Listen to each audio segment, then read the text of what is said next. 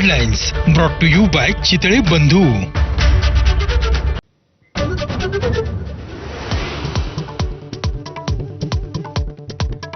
राज्यभरात आज धुलीवंदनाचा उत्साह, एकमेकांवरती रंगांची उधळण करत रंगोत्सव साजरा करणार। राज्यभरामध्ये विविध कार्यक्रमांचं आयोजन।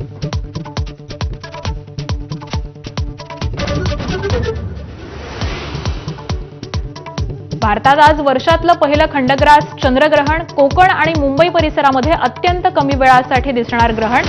देशातली प्रमुख मंदिरं ग्रहण काळामध्ये बंद।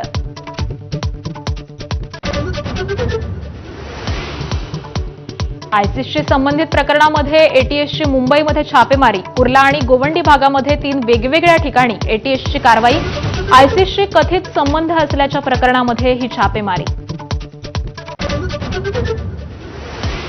इस्रायलच्या हल्ल्यामध्ये 52 नागरिक ठार आणि 154 लोक जखमी झाल्याची लेबनॉनची माहिती। लेबनॉनच्या ड्रोन हल्ल्याचा इस्रायलकडून कडक प्रत्युत्तर। 12 आखाती देशातून जमेल तसे बाहेर पडा, अमेरिकेची आपल्या नागरिकांना सूचना। विमानसेवा बंद असतानाही दिल्या सूचना। इराणकडून आखातातल्या देशांविरुद्ध आरपारची लढाई। अमेरिकेचे मित्र असलेल्या आखाती देशांवरती इराणचे हल्ले सुरू। सौदी अरेबियाची राजधानी रियाधमध्ये अमेरिकेच्या दूतावासावर हल्ला। अनेक स्फोट झाल्याची प्रत्यक्षदर्शींची माहिती।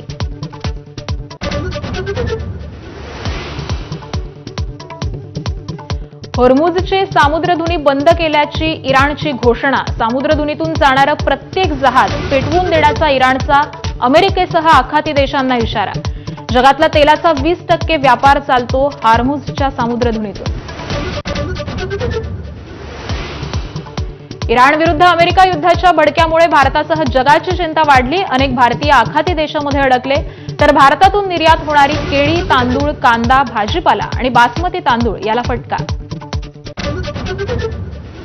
अमेरिका विरुद्ध इराण पेटल्यानं तेलाच्या किमती भडकल्याचा अंदाज। सोनं चांदीच्या दरामध्ये उसळी, तर भारतीय शेअर बाजारात मोठी पडझड।